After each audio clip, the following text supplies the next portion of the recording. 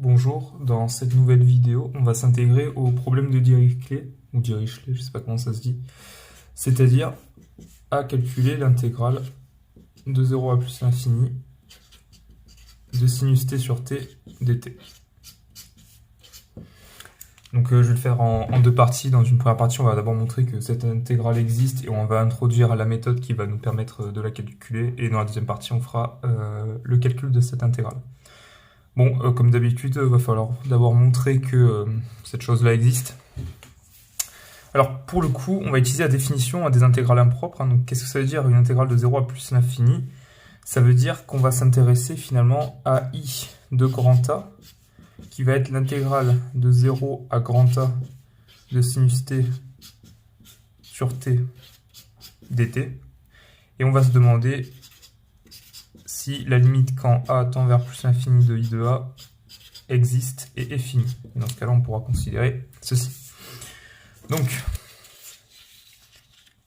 comment on va pouvoir traiter ça? On voit bien que, pour montrer que ceci converge, là on ne peut pas trop, parce qu'on sait qu'en 0, sinus t est équivalent à t, donc ceci tend vers 1, en plus l'infini, bon ça tend vers 0, mais ça ne suffit pas à conclure. Donc ce qu'on va faire, c'est qu'on va commencer par une intégration par partie ici. Donc, on va considérer u de t qui est égal à 1 sur t, et v' de t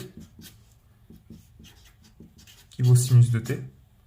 Donc on a directement que u' de t égale moins 1 sur t carré, ceci. Et ici, petite subtilité, vous allez comprendre après, v de t, donc une primitive de sinus de t, on pourrait prendre moins cos t, mais ici on va prendre 1 moins cos t. Vous allez voir pourquoi. Donc ceci étant fait, on peut déjà remarquer que u et v sont C1 sur 0 ouvert, hein, parce qu'ici on a du 1 sur t, 0 ouvert plus l'infini. On peut donc réaliser l'intégration par partie sur 0 grand A. Ainsi, on a donc par formule l'intégration par partie, hein, vu qu'on travaille sur un segment à 0, on n'a pas besoin de montrer quelconque convergence. I de grand A vaut donc le terme entre crochets u fois v, le terme tout intégré, 1 moins cos t sur t, quand t tend vers 0 bien sûr, là, donc de 0 à a, moins l'intégrale de 0 à a de 1 moins cos t sur moins t carré, le tout dt. Donc ceci, donc ça vaut 1 moins cos a sur a, moins 1, enfin la limite, pardon,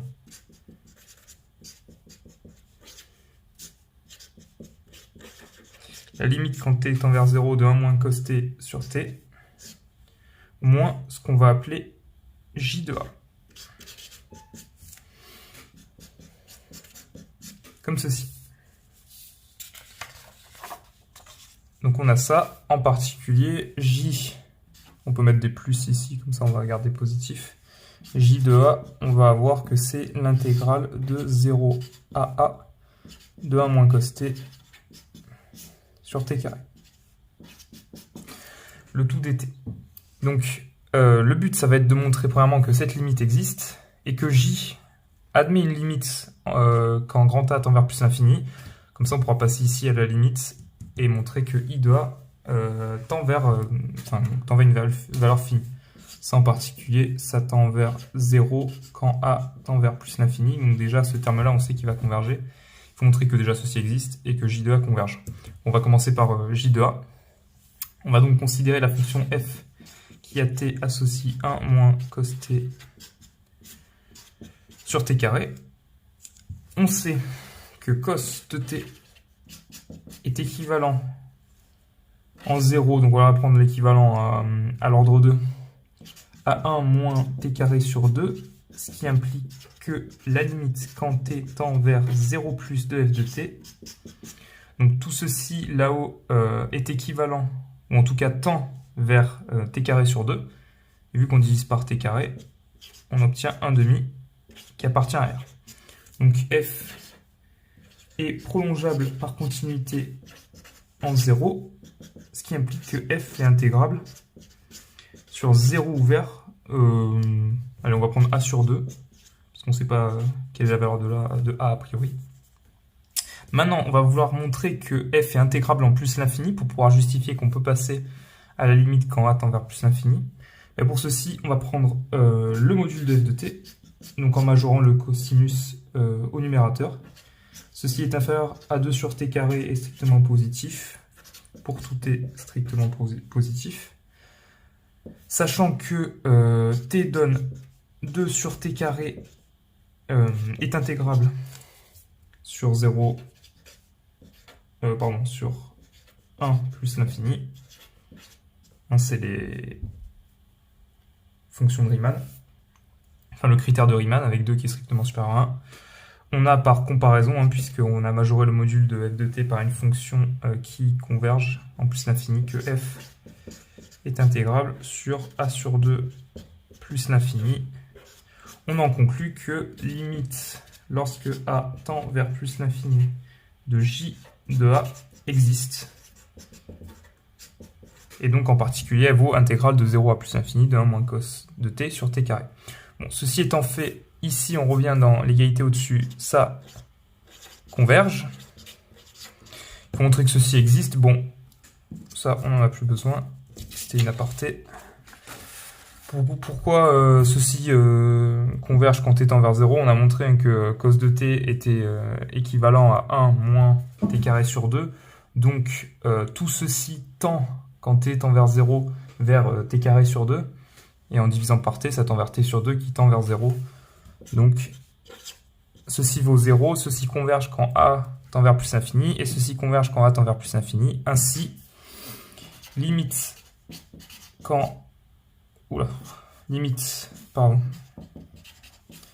de I de A quand A tend vers plus infini existe et vaut I. Je rappelle, I, c'était notre intégrale de base. Bon, voilà. Donc ça, c'était pour l'existence de I. Bon, maintenant, on va chercher à la calculer. Alors, on voit bien, ce qui nous pose problème ici, c'est le sur t, qui nous empêche de trouver une primitive de cette fonction sinus t sur t. On va utiliser la même technique que la dernière fois, c'est-à-dire on va passer par une intégrale à paramètres pour s'en sortir. Alors, le but, c'est d'utiliser la règle de Leibniz, c'est-à-dire d'utiliser une intégrale à paramètres, de dériver cette intégrale à paramètres pour avoir une expression plus simple. Bon, là, pour se sortir de notre problème avec le sur t, on va introduire I de x, qui est égal donc à l'intégrale de 0 à plus l'infini de sinus t sur t, e de moins tx dt. Ceci pour tout x supérieur ou égal à 0. On voit bien que si on montre que i est c1 sur 0 plus l'infini, on va pouvoir donc dériver i, prendre la dérivée partielle de cette quantité par rapport à x, et on voit bien qu'on va avoir un moins t qui va sortir, qui va s'annuler avec ce t ici. Bon, donc tout ceci étant dit, maintenant on va montrer que I est C1 sur, donc on a dit 0 fermé plus l'infini. Alors pour l'existence déjà de I de x pour tout x supérieur ou égal à 0, on majore cette quantité-là en valeur absolue par sinus t sur t, parce que ceci est strictement plus petit que 1, pour x strictement positif, et donc on retombe sur une fonction qui est intégrable. On l'a montré, t donne sinus t sur t est intégrable puisque i existe. On l'a montré juste avant. Ceci c'était juste pour l'existence de i. Bon, maintenant on va montrer que i est C1. On prend une nouvelle feuille et on est parti. Donc première hypothèse, on a que pour tout x supérieur ou égal à 0, la fonction t donne sinus t sur t e de moins tx. Et bon, alors il faut la continuité par morceau et surtout intégrable sur 0 plus l'infini. Donc ici, 0 ouvert, il faut faire attention. Vous montrez que I est C1 sur 0 fermé plus infini, mais cette fonction-là par rapport à t est intégrable sur 0 ouvert plus infini, à cause du sur t. On l'a montré en majorant le module. Ensuite, on va montrer la continuité et la dérivation par rapport au paramètre x. Donc hypothèse 2, pour tout t strictement positif, on a une fonction usuelle par rapport à x, vu que sinus t sur t est une constante, e de moins tx est bien sûr c1 sur 0 plus l'infini. Là, on n'a pas de problème. Ensuite, on va s'intéresser à la dérivée partielle. Donc, on n'a que pour tout x strictement ou non positif ou nul. La valeur absolue de la dérivée partielle par rapport à x de sinus t sur t,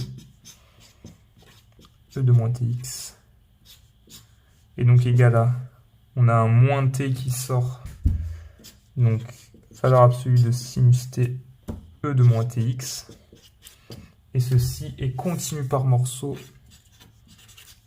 par rapport à t sur 0 ouvert plus l'infini.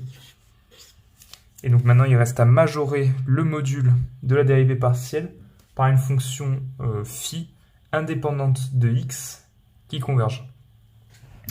C'est là où ça va être un peu délicat. On va utiliser la même méthode que la dernière fois. On n'a pas besoin de montrer pour tout x dans R+, on a juste besoin de le montrer pour tout x appartenant à un segment 0 grand B, où B est strictement positif. On n'a que la valeur absolue de la dérivée partielle de notre quantité par rapport à x. Ceci est inférieur ou égal, donc le sinus on le majore par 1 à e de moins grand B x. Non, ceci est faux, non. Non. On va mettre un petit b ici, moi je me suis trompé. On va majorer par, excusez-moi, e de moins petit b x. Et, non, je vais y arriver, e de moins petit b t, pardon. Et t donne e de moins bt appartient, est intégrable sur 0 ouvert plus l'infini, car b strictement positif.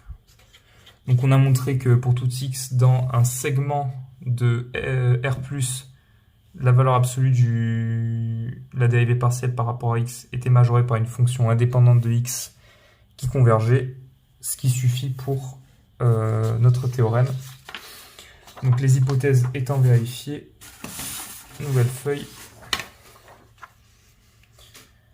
Alors, I est C1 sur 0 fermé plus l'infini. Voilà, on va s'arrêter là pour la première vidéo. On va rappeler... mais tout est là finalement.